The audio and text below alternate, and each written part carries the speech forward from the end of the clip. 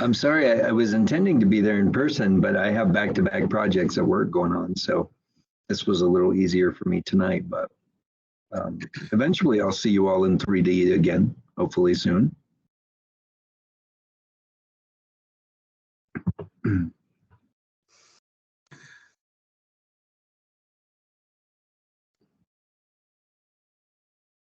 Is there any unofficial business we could talk about?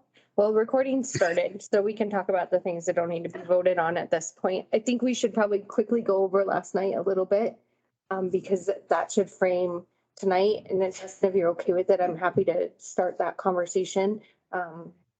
It was a similar, also different than others, always Cora in public meetings. I believe all board and commission members who were not in attendance, they did take attendance last night, but those who were not will receive the presentation and will be asked to acknowledge that they've received it, potentially asked a question like, something did you learn here? I don't know exactly what they're going to do, but wanting to make sure that everybody goes through it. The lengthy discussion from the city attorney was also his point, and that was, we do it every year intentionally because the reminder is important. I know that this group had a reminder just a few months ago, so it's a little bit more fresh in our minds. But so Cora, public records, don't have meetings by email. If you're going to have any conversation, please include your staff person. So when you get Cora, your staff person can just have their emails turned over instead of all of yours. So I love the CCs. Please don't hesitate to include me over correct on that one. Then your email will not have to be looked at. Goal setting for all boards and commissions this year, Mayor Pro Tem can help with this one, are a little bit different, and that we can still do our goals just like we always have. I think last year we turned in the ones previous because ours were sort of big and longer term. But specifically this year, it's been all boards and commissions are supposed to relate at least two to three of their goals back to the city's strategic plan. It's linked in your agenda. We linked the chart because they think there's some potential. Rich and I talked for a minute afterwards. There's some potential for this board to help with some of the performance outcome measures, which are a little bit deeper into just the, Alan, will you show your one pager? This one pager that was one side strategic. One side is the, Can you see it? Is the mission, vision, and guiding principles, and then the other side's the strategic priorities. With Alan's notes, there we have another version that digs a little deeper, and when we get to that part of the conversation, I'll share my screen so that you can you all can see that. But there is one of the guiding principles is on diversity, equity, and inclusion. So that's especially in this board's wheelhouse. And then there's some that dive down into cultural affairs and events and reaching a broader audience that's more diverse and representative of the community. So I think hopefully the goal setting, those goals can be easily put together based on what council and staff have already developed in the strategic plan. How that comes back to council is not yet clearly defined. We've had a lot of conversation about how that'll work, but want you all to be in the loop on, they will be looking, won't they? So that was Really ambitious. That was the major change. Yeah. So when we get to it in a minute, and I can share my screen and you can see how it's drilled down. I think they just had a workshop at the end of January, so there's a few more focused objectives, but council has strategic priorities, which are those 5 kind of colorful icon boxes. And then under each, there's a council strategic objective, there's a staff focused objective, and then under that is a performance measure, and in some cases more than one. It does drill down quite a bit. There are a lot, but it drives our work. Performance measures already Yes. specified. Yes. So what this board can do, though, is say the Inclusivity Board will support cultural affairs in their pursuit of performance 4.1 so I've been in it all day, so I might actually be right, and then it's somewhere in fours, quality of life, blah, blah, blah, and or sense of community. So we can drill down into that and pick those. I think if we can be deliberate and specific and supportive of the city's strategic plan, that helps with that, and will make it a lot easier when city council reviews everybody's boards or everybody's goals this year. So it's a little bit different, but this is the first year that we've really been driving that home. So Good. Great. And- Thank you. Steve, Alan, Rich, did I miss anything from last night? We haven't already covered sometime in the I last. thought the highlight of that whole meeting was the mayor's welcome and thank you. Yeah. She's charming as always. Really like her. It's lovely. Really. I think we covered it as well as it can be covered. Okay, good. That means I was paying attention. As if there was any doubt, Cody. I mean, I think I'm at 24 hours and I've only been here 2 days this week. I was out Monday, so. I know. That's the way I'm feeling too. Sorry. Alan, So one thing I had basically gleaned from this is if we do want to communicate with each other, for instance, sending like a newspaper article to more than one of us, send it to Cody. She can send it out to us. That's way it's not coming as a closed. Or is it better, Cody, for us to just send it out and copy you on it? You can send it out and copy on it. The issue is when there becomes a discussion about it. As soon as you start, and by you, I mean the board as a whole, as soon as the board starts talking about it in that email stream, it becomes a public meeting. So I got a suggestion. Why don't we create a inclusivity group? Includes all of us, including you and the city staff, so that we would email to that group and then we're covered. We've gone down that road with our IT department and as a board, and it has not been successful. So, I mean, I don't want to just say no, but we've done this 3 or 4 times in a couple different formats, and it hasn't worked out. But the great. solution to preventing a group conversation is just to use the BCC function. Mhm. You can still send out to everybody's email, they'll receive it, but if they respond, they only respond back to you. Yeah. Yeah. So Yeah, Avoid Michelle. reply all is usually council's default, Right. because if we don't reply all, then we're not. but a lot of people will forget. Yeah, A lot of people just can't help themselves. Yeah, or that, yes, exactly. Yeah. No, all very good points. And also acknowledging that this is sort of a brave new world for all of us. And I think the laws of the land have definitely been called into focus because everyone has gone to digital, communication and a lot more frequency than maybe even in the past. So I would say any communication that goes out to all board members, I'm treating as public record. That's it. If I have a message to Rich and I want to go out and have coffee, that's my business. If I want to talk to Cody about business around the board, that becomes public record. If I say hi to Cody, it's different. And so I think, let's start processing these things. I think, Michelle, you bring up a great point. If you have something to share, BCC the entire board. And if anyone responds, it becomes a one-way conversation.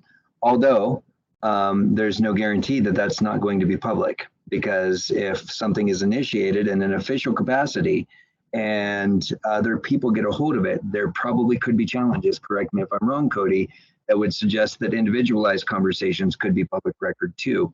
So I would say, treat everything like you're on YouTube.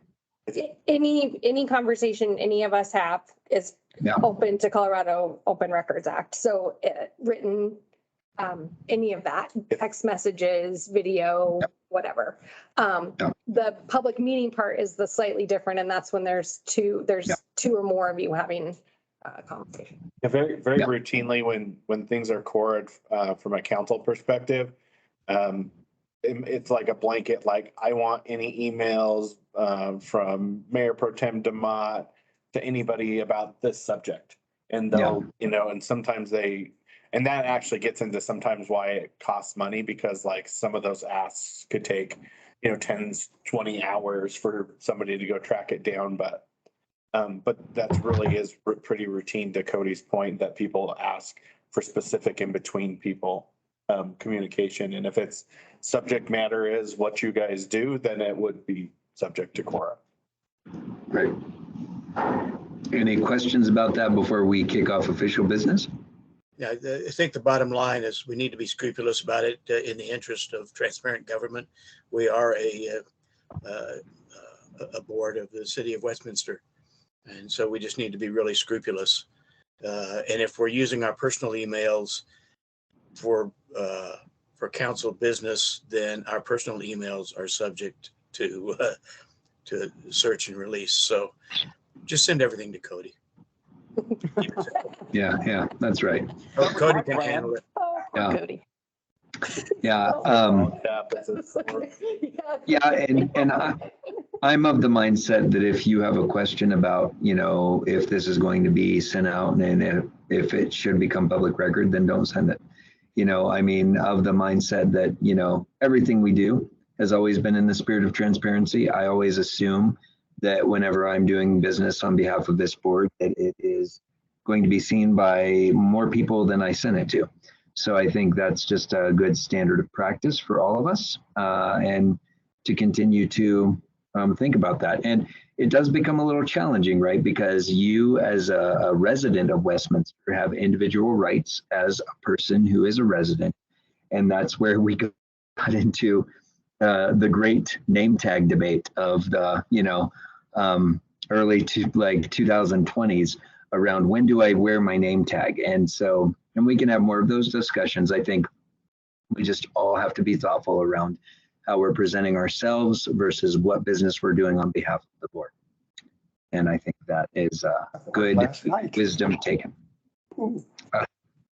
So, okay, any other further conversation on this before we kick off official business? Okay, so we will officially call this meeting to order. We had some pre-business just kind of updating us on some policy and procedure. Thank you very much. It is 6:18. Welcome all members of the Inclusivity Board, welcome city staff, and welcome guests. As a reminder, guests, you are always welcome to listen, ask questions to us individually or via email. We are an advisory board, so we do not take open comment at these meetings, but we certainly welcome your feedback offline, and please feel free to reach out to us as you need to. It's good to see you all. We'll go ahead and kick right into the agenda. First up on my business is team builders. So I'll just say from the team builder perspective, it's a little hard to navigate the virtual and the physical format. So if anyone wants to share out something that is inspiring to them, something that, you know, has been feeding them, or something that's been a point of hope for them, please feel free to share. Just either share out or chat or. Is that the point where we throw out upcoming meetings that we want to highlight, or is that farther down on the agenda? We'll do that sort of in the community update section. Okay. Toward the end, yeah. No one's inspired. I get it. It's the bleak, you know, throes of March, like, you know. Yeah, but it's also the Persian New Year coming up.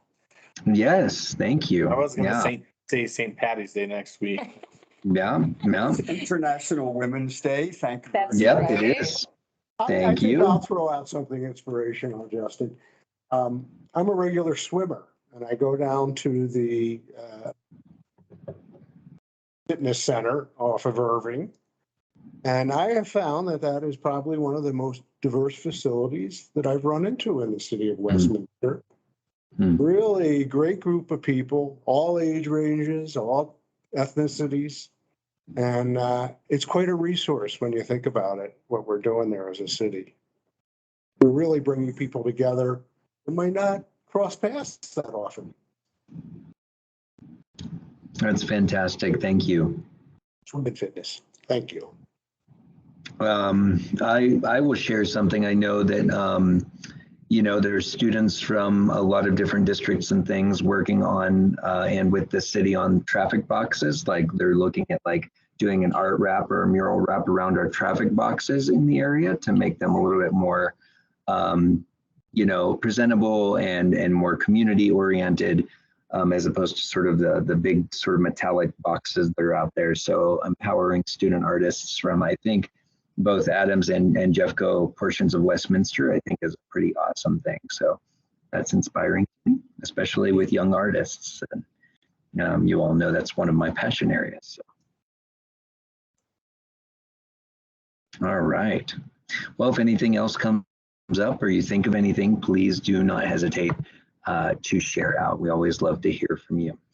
Going on to our next bullet point, we do not have any presentations scheduled for this evening, so we will move on to our next point of old business, which is to review and approve previous meeting minutes. Let me just pull that up there. Okay, so there is a point of order to review and then approve. So I just want to note that there is a little bit of an added language point to that as well. We did have a correction to our last previous meeting minutes per Alan. Thank you, Alan, for that correction. So in looking at the meeting minutes, is there any thing that is out of point before we make a motion?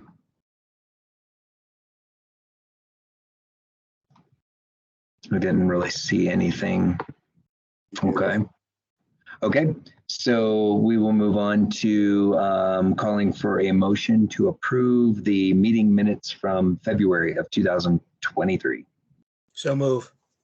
Okay, Second. It is moved and seconded. Any discussion? All right, hearing none, we will call to order. All in favor of approving the meeting minutes for February 8th, 2023? Aye, or thumbs? This is Jillian. I say aye. Thank you, Jillian. Good to hear your voice. Is there anyone opposed? Does anyone choose to abstain? Okay, hearing no oppositions or abstentions, so approved. Thank you very much. See, we're moving right along. That was supposed to take us 15 minutes. Good job, friends. All right, moving into our next item of business, and that is Mayor Pro Tem, Mr. Demont. Any reports? When I drive over here, I'm always trying to remember what the hell I did for the last time. We've been pretty busy. One of the things that we've talked about recently that is just good information is we recently went through in our budget process, Councilor Baker. This is something that Councilor Baker, I think, deserves some credit for, and I really like what he suggested. Back when he was first on council, he had asked about not having dog licenses because he just, thought that should be a value add from the city to citizens. And part of the reason he thinks that, and what we found in a recent meeting when they came back to us to start moving forward with this, is only about 10% of people actually license their dogs. And that's really not the way that they find dogs owners when the dog gets separated from the owner. So it actually is a lot of administrative headache for them, and they could, spend time on other things. So I think that's a good value for the residents, and it's something that we budgeted in the budget process last year. So coming soon, that won't be a thing that's required anymore. You still have to, follow vaccination and all those kind of things, but the license portion is something that we're not going to do anymore. I can't remember what other cities. I think Thornton is one that doesn't do dog licenses either. But I mean, in reality, the money we were making off of it only came from about 10% of dog owners in the city. So We also recently talked about, and I don't know if this has been brought up to the group before, but council had asked a couple of us, I know this was something I was passionate about addressing some of the more frequent crimes that we see, auto theft, catalytic converter theft, street racing. Trying to remember if there was another one that they specifically pointed out. Those were kind of the big ones. And so the attorney's office and the court and the police department came and did a presentation around some ideas about how we could potentially levy bigger punishment for those things. And it really is in lieu to, do away with some of them, specifically like say street racing. They've been looking at what other neighboring cities have been doing. And so one of the things is really to go after the vehicle and impound the vehicle, because a lot of times in those speed exhibitions, what happens is they know after a certain speed, we're not going to chase them because then it's too dangerous. Mhm. And so you don't know, by the time you catch up to the car, who knows who was driving it. So I think there's a rub for some of the council members, myself included, in big property rights, but I think we need to address this. So figuring out how we're going to do that, making sure we're not being too punitive of somebody's property and there's a path back to it. A lot of what they talked about too is like a lot of times these might be youth, and that car doesn't actually belong to them, it belongs to their parents. So, making sure that we really have thought through that. And so they took feedback from us and they're going to come back to us. I didn't sound like too far off, a couple months probably. So that's, I think is a big deal. People are really concerned about the street racing. As you may or may not know, we did actually have loss of life in our city recently because of street racing. So I think it is something that we need to figure out a way to try to curb that so that people don't do that in Westminster. And hopefully, and this is part of the reason why we're looking at it regionally, you certainly don't want to just chase them out of Westminster into one of the next cities. And so I think a lot of the cities are looking at that to hopefully stamp it out in the metro area, because it's the same group of people. They're very organized and a lot of them are car enthusiasts, and that's fine as long as they're doing it safely. And that's kind of the goal. Other quick things is, I don't know if you heard, and I think this is worth calling out, that the park across from City Hall is being renamed for Brent McFall, who was our former city manager, who was at the city for 20-ish years. And it actually came really timely. They were also, the city staff was celebrating our spirit values. And that is something that Brent McFall instilled in the organization, and those are still here. So I think he's very well respected in the community and amongst the staff that worked with him. So I thought that was a neat thing to be able to honor him. As you may know, the city manager prior to him, Bill Christopher, that's why Christopher Fields are named after Bill Christopher. So he also is somebody who spent decades serving the city. He was actually the city far before he was actually the city manager as well. So most recently we had our state federal lobbyists came and talked to us about what's going on at the state and federal. Michelle probably knows this, but we were told that at this point they had something like 470 something bills, which is about more than double where they were this 43. point last year. Yeah. It's a lot. So they're moving fast. So there's so they come through, and I don't remember all the bills off the top of my head, but they come through and talk about ones that are of particular interest to us. The federal lobbyists came through and talked about, we got some federal earmark for the work that needs to be done on Federal Boulevard. He also talked about potentially, we are going after some federal dollars to help with the water project. So hopefully, that goes well. It sounds like, I'm sure staff's busy this week getting the information to him to be able to get to our senators and Congress people. I know there's been multiple conversations with both Senate and Congress people. I know the mayor has met with our new Congress woman in CD8, and I know her name, but I'm gonna butcher it. So Caraveo. Yep. And I just recently saw that Congresswoman Pedersen had reached out to council. I don't know if anybody's been able to speak with her yet, but I know I had an email from her aide. And so those conversations continue. The only other thing I would share about that, and it's really the last thing I have, unless you guys have any questions, is he also talked about how they potentially might be able to help. If you follow all the concern about the Rocky Mountain Airport, and there's a noise roundtable that I am the alternate on, and Councilor Baker sits on, and it's primarily around, noise mitigation of the airport as it has gotten busier. There also is a handful of communities that are very concerned about lead from particular kinds of planes that still use lead, and that's partially because the FAA has not approved the non-leaded fuel for those planes. That is in the process though, and that's just, federal government takes a long time to do things. But some of our neighbors that sit on that board in Superior are very concerned about that. Not that we're not, but there's kind of two thoughts. That's supposed to be in the noise roundtable. The FAA has those set up specifically for that. Mixing it, I don't know that it would work or not, but it certainly is a discussion point.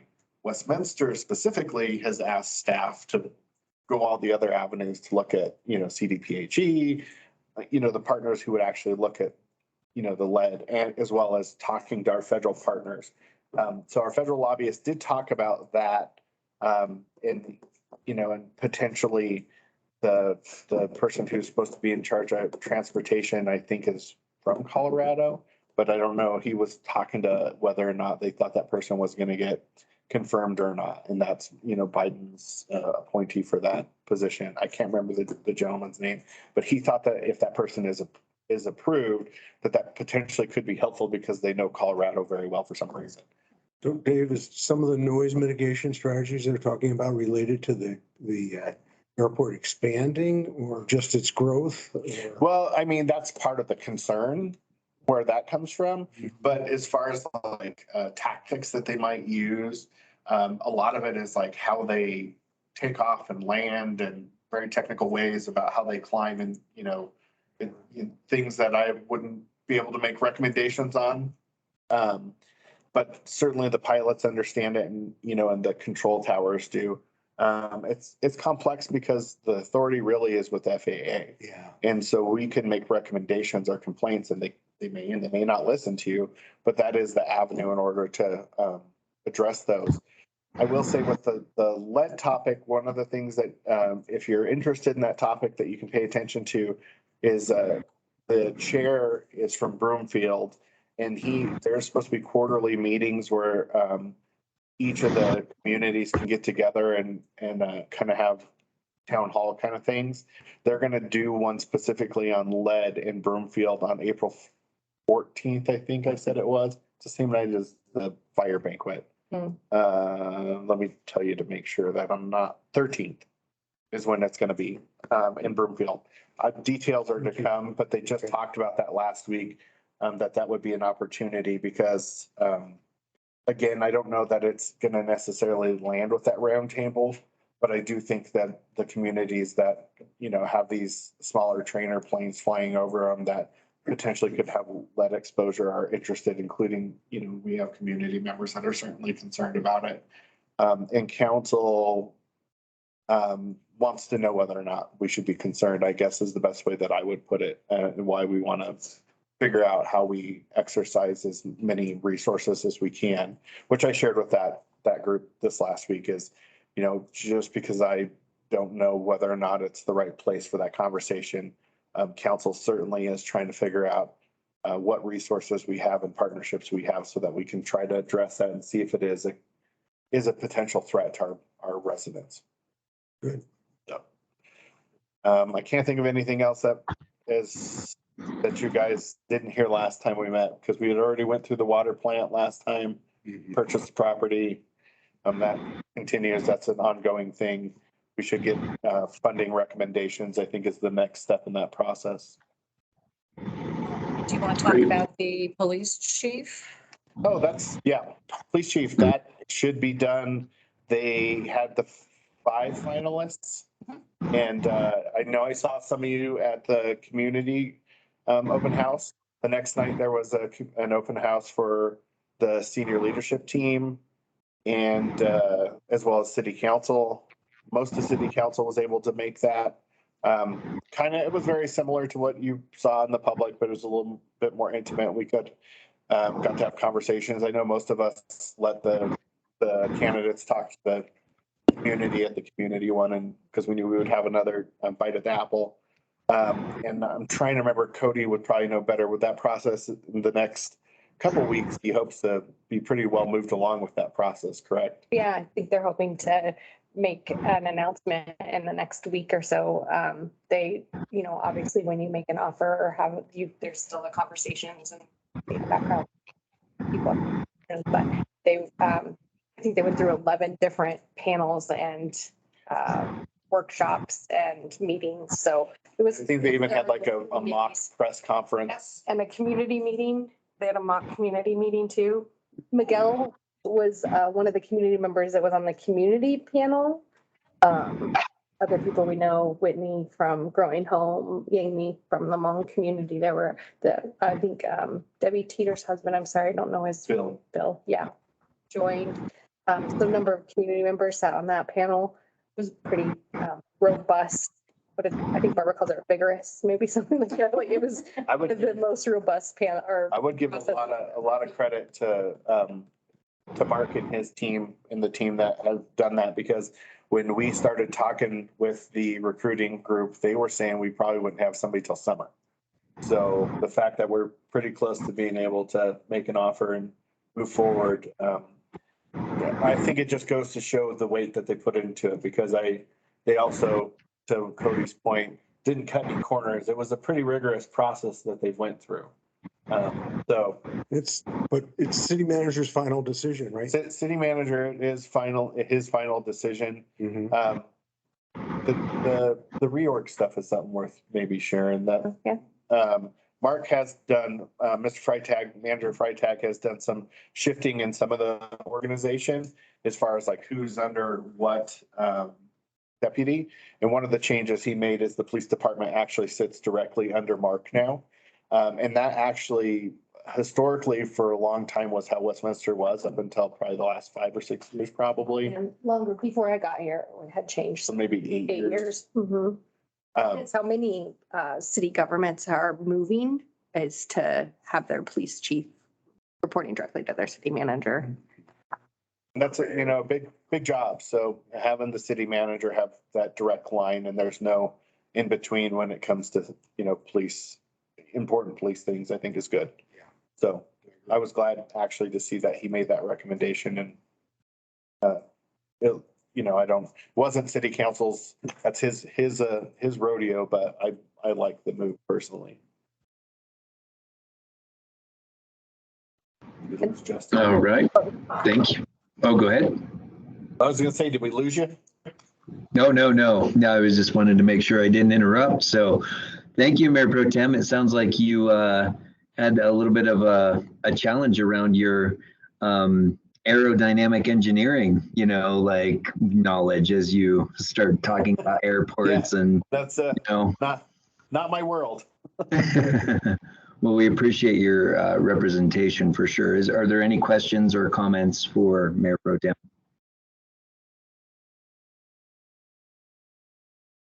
Okay. Well, thank you very much. Excited to see how the police chief pans out. I know there had been a lot of thought going into that process. I'd kind of seen some of the behind the scenes stuff as well. So, I thought it was definitely rigorous, and may the best suited candidate be the person that can help support and lead our community. So, great. Okay, moving on to our big agenda item for this evening, which is doing some goal setting around our city's strategic plan. So as Cody had mentioned earlier, for some of you, maybe just coming on a little bit later, the planning document, the strategic planning document, just kind of a guideline, a table is linked into the agenda. And I'm going to turn it over to Cody to talk a little bit about what the expectations are. This is something that every board, every advisory board of the city is expected to do. So we can talk about timelines and kind of talk about what that process might look like. So Cody, please. All right. All of our goals are due by January 31st. January 31st. Or March 31st, sorry. Oh my I was gosh. like, are you, is that 3 days January? after council talks about their strategic plan again. So, we're trying to keep everything fresh in everybody's mind. And a quarter into the year, that's when we'll have our goals set. But we can look at previous goals too, the ones from 2018. I think is our last view. Let me maybe see if I can open up and share with you all, seeing all my stuff. The board had submitted the goals as the same from the previous year. So we might want to look at that first, but I also pulled up city council's chart or the city council's most recent working document on the chart. They'll get a new version at next week's packet. So that's exciting. Where is your strategic plan? Here we go. I guess July of 2019 is the last time I think we updated this. So, we need to have a conversation about what happens with the goals. I think this is what was submitted for 2022. It's pretty, I can't multitask all these things. It's pretty significant. There's Megan. And detailed, as you all can see. It's very much like our own strategic plan. Doesn't have the same pretty chart that councils and staffs does, but it does, have these goals that are focused on every year. I don't know if you want to think about it, some of these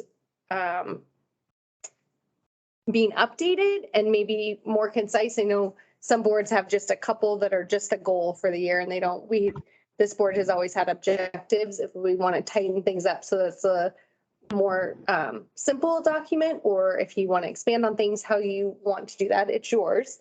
The key piece in this is that the strategic plan items align, and I tried to drop down to the part where I think most of this board can help with staff and council in achieving the not just the performance metrics, but also council's strategic objectives and then the ones that staff's developed. So Justin, do you want to go through the current set of goals and maybe do a slim down review and slim down, and then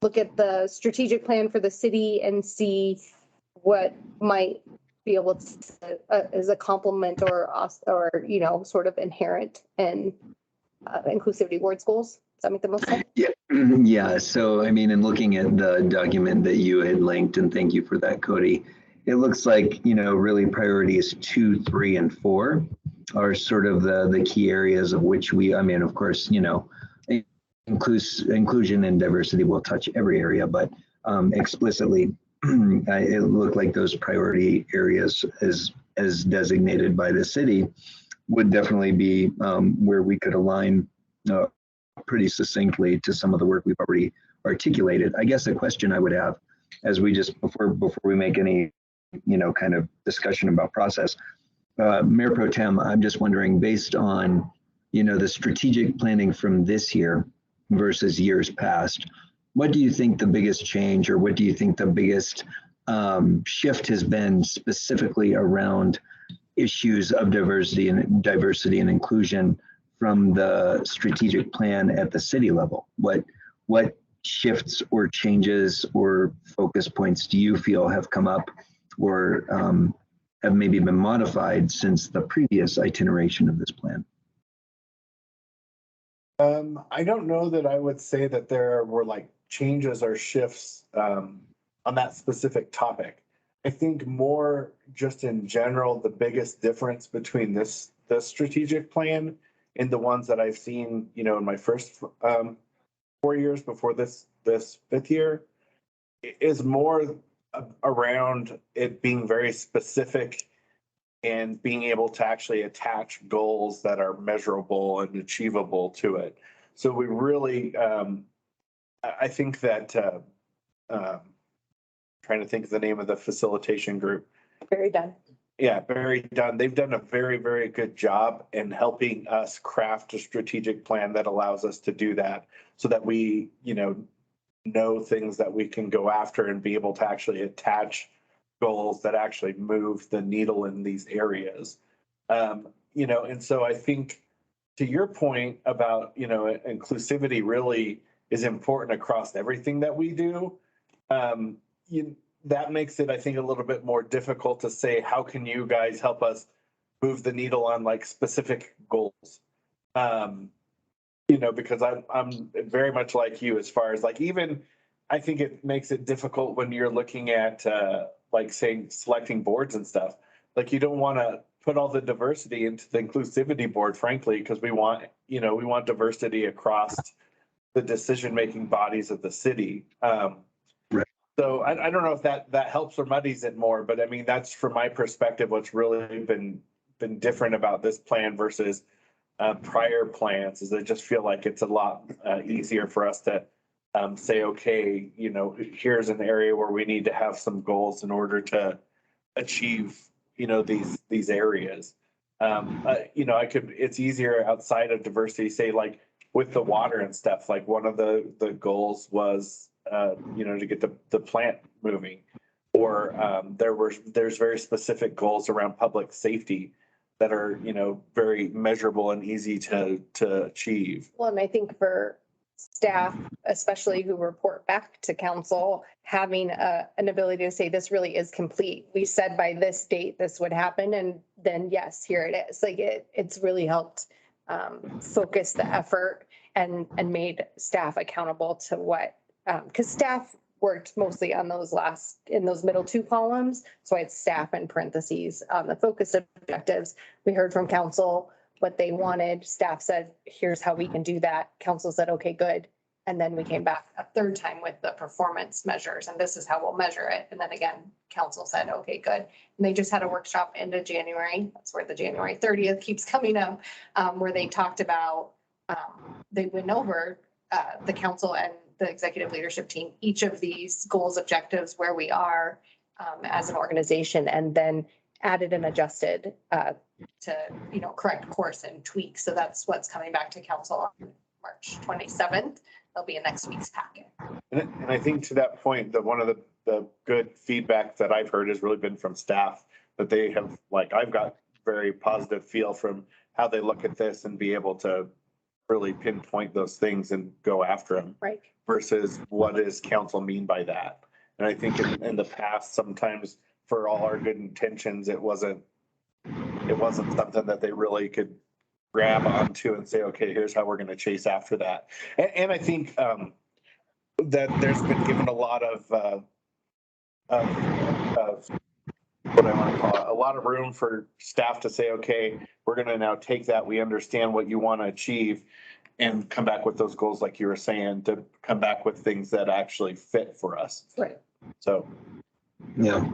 No, I mean, this is definitely, in my mind, a little easier to align to, because if we're looking at your performance and outcome measures, that third column from the right, like looking at 3.1A of the 3.1, the 70% of annually scheduled city events will prioritize a neighborhood audience and or be locally focused. So then an example of maybe what our strategic plan could be is sponsoring 2, I don't know, neighborhood, focus meetings where we bring people together and really align succinctly to not only the mission of this board, but also, of course, to city council's strategic planning. So I can see that actually will maybe drive some of our focus further in that way, in a more, again, measurable point of outcome, right? To add Go to ahead. that, Justin, I would even say the Cultural Affairs Group has come to you 2 times in the last 6 months to ask for, do you have contacts? Do you have ideas? Who should we invite? Who should we reach out to? That goal is being achieved. You're already helping support this. We need to write that down. I mean, we talk all the time about put the ones on there that are already underway so that, you're not also creating additional work or duplicating efforts. So yes. Clarify something for me. I look specifically at priority 3 as our primary area of focus, at least for setting some goals. In the lead in outreach to the HOAs and apartment dwellers, it says community engagement is the lead, and I don't know who that refers to. We have a communications team who has a community engagement outreach liaison. So it's specific to that work. And usually that's tied to cultural affairs or communications. What department is that part of? City manager's office. We're the catch-all for, not the catch-all, but city manager's office has a diverse set of divisions, not the city clerk's office, and the communications team all live under the city manager's umbrella. Well, and I'm excited just looking at like 4.4, using arts and culture to enrich the human experience, celebrate diversity, and attract, engage, and support artists and makers. We've also done work in that, with our work with Rich a little bit, like talking through some of those things. And so I'm wondering, with this information, the best way to, I think, move forward, I mean, we certainly could look at our existing plan and we could maybe look and see, okay, what pieces align. But I'm also the mindset, I think one of two things. When we talk strategic planning in this board, some of us feel maybe a little stressed because it took so much time initially to get these things together.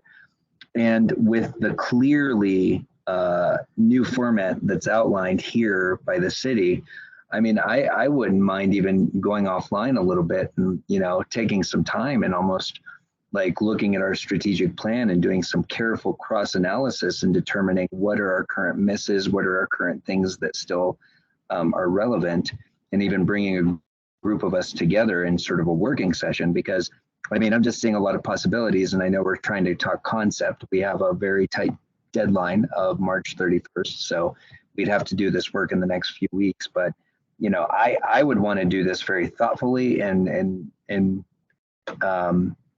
very intentionally, because what I would hate to do is just make an overall recommendation to accept the strategic plan we currently have as a board and just kind of move it forward and sort of try to fit it where we can. Whereas we might have an opportunity, we have a lot of the language to maybe realign this in a very succinct, very measurable way for us. I think that's been part of our challenge too, is how do we measure our success? And I know I share some of the concerns of, well, how do we know we're actually doing the work that we say we're doing? What are the benchmarks of our success? It sounds like the work that went into this plan is exactly the work that I think we could benefit from too. I would just add, just from my perspective, even hearing you say the way that staff has used you guys for contacts, I had no idea about that. So from a council perspective, one of the other things that is very valuable is knowing those things, just so that we know that work's happening. I mean, it's good that it happens, but like, we kind of set these things up and we put people in place, and understanding the work that you guys do and being able to make sure that you get credit for it is really important, because that also helps us when we go out to recruit people. Recruitment has been really rough on boards and commissions the last couple go rounds, which is frustrating, just because it used to be, the hard part of it was figuring out who was going to get told no, but now it's more getting enough people. So understanding where you guys are, some of those things that you've just kind of folded into, however we, kind of memorialize that, I guess, so that we understand that's happening, I think will help us moving forward in years to come, so that we know when we're, continuing the strategic plan where we can lean on our groups. I'm about to say something that Abby and Catherine won't love, because I'm going to create more work, but I wonder if not only is the goal setting for boards and commissions, but then there's a follow-up report out, right? I mean, staff reports to council on every 6 months on where we are on the plan, how far we've gotten. annually they we all meet to have a tweak conversation or okay, we accomplished this in 2022, that comes off. Now we're in 2023, move forward for the next few years. Maybe there's something to be said about that too, so that council is aware of all of your efforts and the full council, right? For I mean, yeah, and when you have measurable outcomes as opposed to general conceptual statements, like as you said, Cody, there was a lot of work to drill into multiple tiers of, okay, what does 3.1 look like, and then what does the objective for staff look like, but specifically, what does success look like? How are we monitoring that progress? What specific actions do we need to really be thinking about? I mean, I would welcome, like maybe even creating a meeting of where representatives from every board come in front of council for study sessions and really do regular reporting about these are the benchmarks we've hit. And to Mr. DeMott's earlier point, I think that would also help sort of frame as a whole where we are and what connections we've done, and really the value added pieces of every board, because we know in this Zoom or in this room, depending on where you're sitting, we know the value of what this organization, specifically this board, has added in a lot of different ways. But maybe other council members don't know. And I know, Dave, you do a great job. This isn't any kind of, but you know who we are. You have sat with us, you've been processing with us, so you can advocate for us in a way. We understand that, but it would also be helpful to get in front of council and, be challenged by them a little bit in regards to what we can do better, but also to make sure that they are very clear about what our purpose is and what our goals are and what we specifically are doing to ensure, that we are a benefit to them and a benefit to the city, which I know every single person on this meeting does so much. So I don't know. I'm just saying, like, this is exciting work, and I'm just wondering if we need to take a very thoughtful and analytical approach to this, but I don't think it would take a lot of time with those of us who are passionate or have some history on this, that they can come together. We'd have to get our schedules aligned quickly, but I'd be excited about this work. So the other thing, and I like everything that you said, Justin. I think the only other thing is listening to you that I would add that this plan layout has really done from a council perspective. And I mean, I'd be interested if Cody agrees from staff perspective, that she's the one who is kind of the gatekeeper between us and this, lucky her, is it also makes us look at prioritizing things so that we don't have too much on our plate. And this format is really easy to be able to say, okay, well, if from a council perspective, if we want to add something for staff to be able to be like, okay, if you want to do that this year, then what one of these things drops, because we can only do so much as an organization. And so I think one of the things that is important with the boards and commissions is to also understand how their work impacts staff. So I do think that it is a natural pairing. And the last thing I'd say is my hope with this whole process is because council turns. I mean, look, you just never know in the world of electeds how things can turn. The fact that I'm like the most tenured person over, it still sometimes shocks me. But being able to have a system that no matter what happens at that level, that the boards and commissions work fits in the plan and it can change easy, I think is one of the things that we're trying to accomplish as a city, just because that way it doesn't matter who sits in the seats, even if priorities change, it's easily, like, okay, well, here's the priorities now. New council comes in, they want to shift priorities. Do you like these things? And it just plugs in much easier, I think. And I think for you guys, that's going to be important too, because, same thing goes, whether it's how you interact with whoever sits in our seats or whoever sits in your boards, you want to make sure that your work continues. Yeah, And thank there's you. something to be And said about Barry Dunn doing this in a longer format, right? That goals don't just stop in the year or have an actual sort of time frame around them. That's a little bit new for us in Yeah. this deliberative a way. So, yeah, absolutely. Yeah. Yeah, Donna, your hand, please. Yes, to piggyback on your comments, Justin, as well as somewhat what Mayor Pro Tem DeMott has said, it would seem to me like something as you propose with getting together with other boards reps in some way or chairs or whatever might make it easier in the long run, Mayor Pro Tem DeMott, to recruit people for these boards and commissions if some of that information were out there and available to them to see what has been done or what could be done. Would that fit into what we're talking about here at all? I think so, because I mean, one of the things, I mean, how often or how do you guys get asked when you say you're on the inclusivity board, do people want to know what that even means? I mean, you know, if we were able to kind of pair, once this stuff is there and it's easy to, you know, it's just part of our process, then it's also easy for them to just take what you guys are working on in your goals and put it on your website. Then people can see exactly what you guys are working on, exactly what you've achieved. And I think that's too kind of why my point when I hear about the connections that you guys have provided.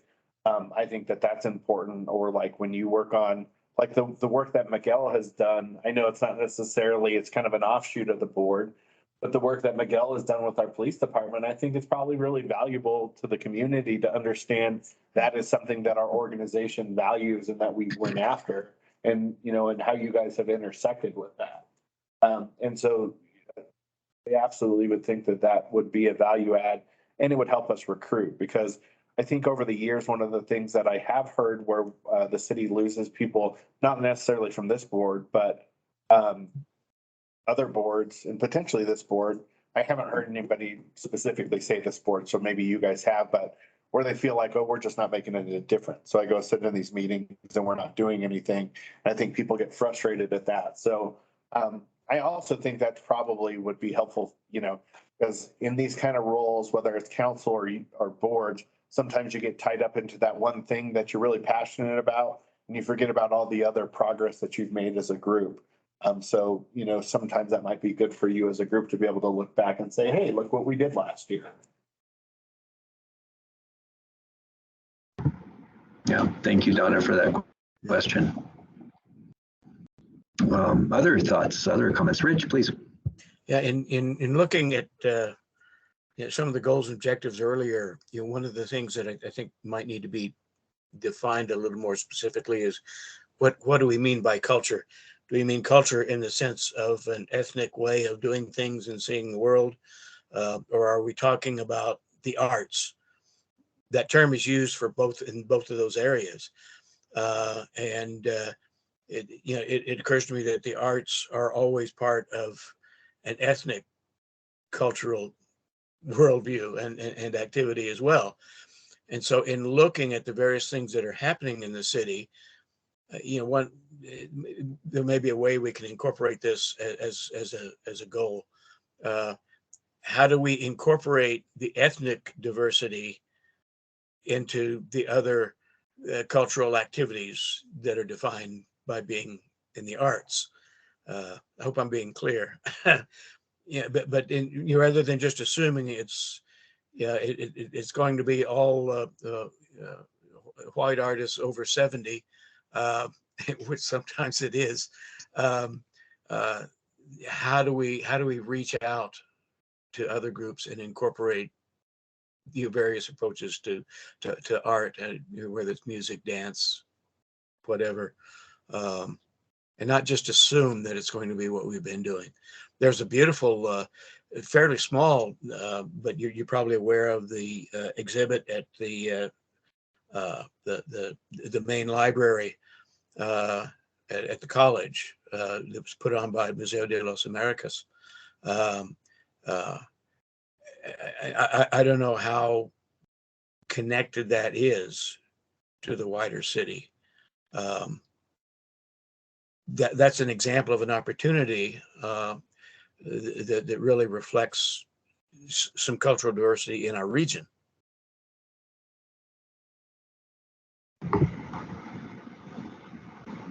Yeah. So to your point, maybe being a little more clear about what Right. some of that terminology can mean, When we say and culture, what do we mean? Yeah, maybe both things. I think there is some of both things, and maybe that's in the dialogue between the council and staff as they were being drafted. I think one of them says culturally diverse performances focused on the cultural elements of the community, as opposed to the cultural affairs is it's cultural affairs and special events. It's just the title of that team.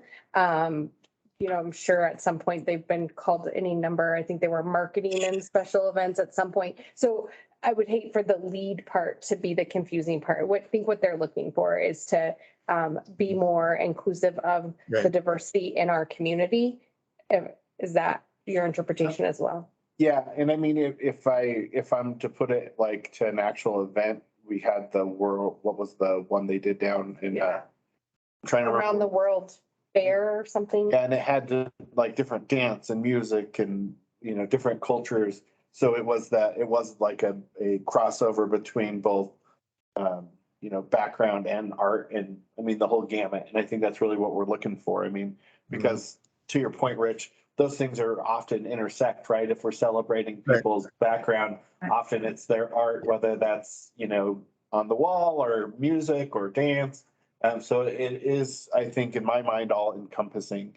I mean, because the more of that that you get, the more you get that culture and stuff when you get into those different diverse backgrounds, I guess. Well, Justin, do I need to call the question? Do you put out an idea that we form an ad hoc group to outline some more specificity in how that'll interface with our current plan? And probably identify some holes in that, but also where it fits with the new city plan. I'm happy to help with that.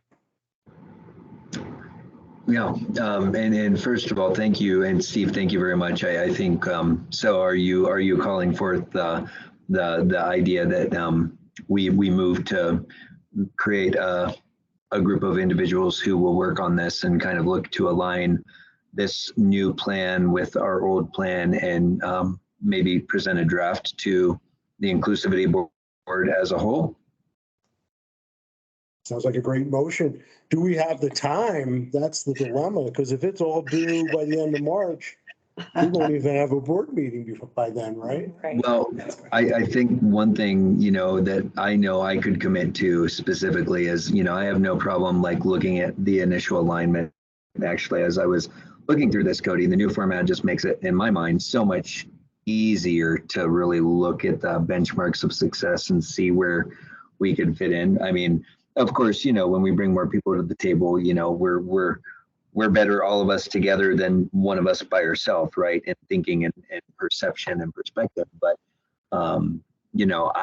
I'd want to get this done quickly, because what the flip of that would be, we wouldn't have time in a regular meeting to do that anyway. I mean, just the concept alone, we're just talking through these processes.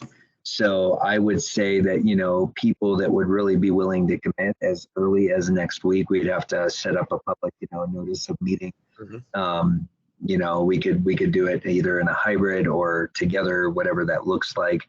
We could at least initially kind of communicate via email and talk about, what roles we might be, and that will be officially part of the record. Just FYI, as we communicate together in that small group, that will be a part of the record of our meeting. So we could even make it known that we're communicating, and make sure that those communications are open, for anyone to access if they wish. But then, if like, okay, for example, if Rich wanted to do something and Justin was involved and Steve was involved, do each of us take one area and looking at specific alignment, just figuring out rules, I think would be key. But we would need to have some work time, and we would definitely have to get this done. I would say I'd like to get a draft to this board. We're at March 8th now. I would say within the next 2 weeks, get a draft of a new strategic plan for our Inclusivity Board, so we can get these deadlines met for city council. Can I ask Cody, what is the 31st date driven by what is coming back to us? Yeah, and we're shifting, but right now the council's getting agenda memos and the, plan for their full agenda for decision making each meeting 2 weeks in advance. That's shifting starting the 27th, I think, into the month. So some of it might be driven by that. I think there's also the clerk's office is determining what the approach will be. Once the goals are received by the clerk's office, as they're then going to be just a conversation with council, an info only meeting with the chairs. What's the next step? And so some planning and thought still needs to go into that.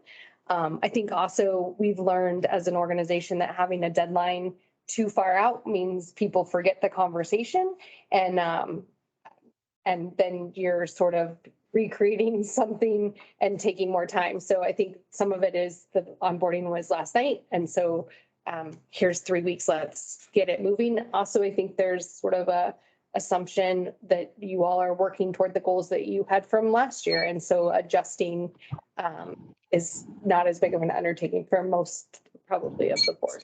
So I guess my question and for the group, and I think I know the answer to this, but I don't want to cause problems, is if this group went through and they made some adjustments and provided that by the 31st, that could be done in a way that council would know that this group still needs to codify those goals as a group. Yeah, I think they could this board could submit a draft to the clerk's office and know that the meeting in April, which is the 12th, April would be when you codified it. I think that's acceptable. I think it's also understood while a lot of the boards met last night, I think a little more than half stayed around. So whenever their next meeting and it gives them time, but many didn't. We were meeting tonight, so it's sort of redundant to do. Yeah. No. So do you need a motion for this, or is it just proceed? No, we would, to have a motion because, I just think it's work when we're doing a subcommittee. It's always good to make sure that we have the will of the group to move this forward. So, Steve, do you want to? I would move that we set up a working group to evaluate the Inclusivity Board's goals and objectives and align them with the City Council's goals and objectives. Okay. I'll second that. Okay, thank you, Steve, for inspiring that. So it's been motioned and seconded. Any further discussion from the board? Okay, hearing none, we'll move into approval. All in favor of the motion as Rich moved? Aye. Is there anyone that is opposed to the motion? And does anyone choose to abstain? Okay, so moved. Thank you very much. I feel like if it's okay, unless Rich, you want to do it since you motioned, or Steve, since you inspired this, I'd like to maybe take the lead and try to get everyone's schedules together, if that's okay. If I could work with Cody, would everyone be comfortable with that? And me kind of organizing that, and we can appoint a committee member, but this is work that we just need to get done. And the one thing I would say is if this is work that's passionate to you, I mean, it will be the heart of what we do. So please reach out to me, copy Cody, let me know that you are interested in this work, just a show of hands, or just kind of who would be interested in doing some of this work. I see Michelle, Rich, I see Alan, I see Steve's hand. Okay, yeah, so I mean, that's committee. Yeah, okay, good. So I think if we could maybe get together and we'll try to get some time to meet as soon as next week. And then we can kind of lay out what we really want to accomplish, how we're going to get the and how we're going to meet the deadline. I would still like to strive for a rough draft to this board as a whole within 2 weeks. Just because I feel like the more we could review it, the more we have time. If there are issues or discrepancies, that committee could then go back together and take the feedback of the board as a whole, and then we could have pretty much a working document. So the only thing we would hopefully really need to do at the April meeting is just say yay or nay. So Good. cool. Just for logistic purposes, can we talk about timing of, I might recommend having a virtual meeting just for efficiencies. And then, so you know what your staff liaisons availability is next week, Tuesday afternoon and Thursday are options. Okay. Friday and maybe Friday morning. So just there's a lot going on right now. I think the week after is a little bit more open, but to give you some sense of, there's not a lot of time, that I know it'll be hard to get us all together. So maybe keeping that in mind, and virtual would help, I think, with some. Cody. Yeah, absolutely. And I'm wondering too, then, would we be able to send sort of, I don't know, a public notice that we're going to be, maybe we email some of these initial roles and things so that we can kind of get on the same page next week. And then we could meet the week after for the first time, just to make it easier for city staff. We want to make sure to honor your time as well. I think we can share the documents that currently exist, and you all can run through and make your notes and be ready to share them once you arrive. Okay. That's probably the most efficient way to do it. And I can send those out tonight. I mean, I can do that right now while we're sitting here. And then, however much time that would make sense for all of you to regroup. Great. So just for clarification, in terms of typical strategic planning process, what we're doing is an update of our current plan and aligning it with the city's current strategic plan. We're not undergoing a whole new strategic planning process. No. Correct. Got it. Right. No. Yep. Thank you for that clarification. And there may be gaps and things that we can talk through that we might have to look at and explore, but we're pretty much going to use the umbrellas of what have been provided to us as far as the frameworks, and then we will move from there. And on a personal note, my Tuesday and Thursday next week are more accessible than the week after that. Okay. So if Great. we can move a little more quickly, I think the circumstances sort of call for that. Yeah. Okay. Well, I will reach out to Cody. I'll make, we'll have some option times, and we'll see if we can get those out to you by tomorrow to see if we can find some meeting space that, and I'll send that to the group, and then you can just respond to me if you're interested, what times, days work best for you, and then we'll move forward from there. Okay. Thank you. Appreciate all of that. And thanks for all of that thoughtful reflection. So just moving into, we're kind of in the subcommittee reports updates. We'll just kind of go around, and if anyone has anything to share, any upcoming events that are coming up, any additional information that we might need to know from the perspective of a committee that you sit in or sit on, now would be the time to share that out for the good of the board. So we'll just go around and see if anyone has anything to share. The Special One Book author is speaking on Saturday at College Hill Library. I think the times are 2 to 3 or 2 to 4. I think it's going to be quite a presentation because she's quite an author. So I encourage as many of you to come as you can. I'm going to tag along with my wife, who's a former librarian, and wouldn't let me miss it for the world. It's fantastic. I'll be there. That's what I like to call my partnership a structured autonomy choice. It's like I have two choices here, but one is really the right one. So yeah. Okay, thank you very much. Other thoughts, other points to share? If, Okay. if we're not reporting updates from the various subcommittees, I'm going to ask a question I've pondered for 3 meetings now, which is what are the nature of the subcommittees? How do they function? And I'm the new guy on the block. Does anybody need some help? So I'm trying to figure out where to plug in, and I assumed that it was through the subcommittee process. What Rich explained to me last night was, hey, a lot of these were formed when we were initiated, and it may be time to relook at some of those subcommittees as well.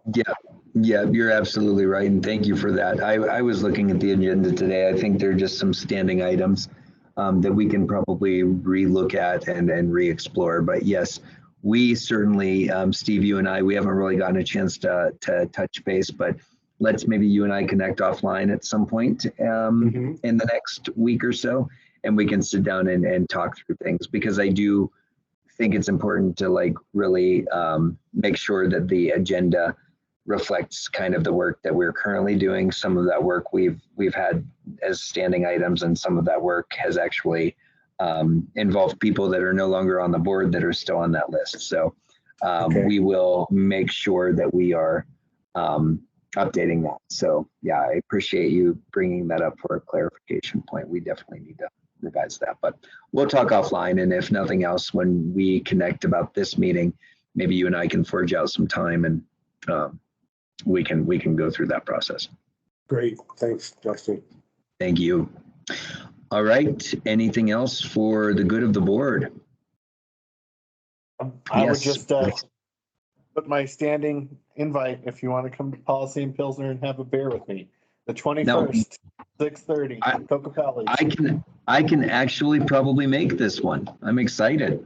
Your board is the so far 2 of your members have been there the last 2 times. Trying to be inclusive. Last time was a pretty good group. We had about 16 people last time. Wow. So, Nice. yeah. So hopefully you guys can make it. And I just had Great. another thought while we were sitting here. One of the other items covered in onboarding is attendance policy. That's actually, I believe, in the charter. There are some things that we're tied to because of state statutes and or our charter or the code. So being mindful of that, I think we're limited to 3 consecutive absences.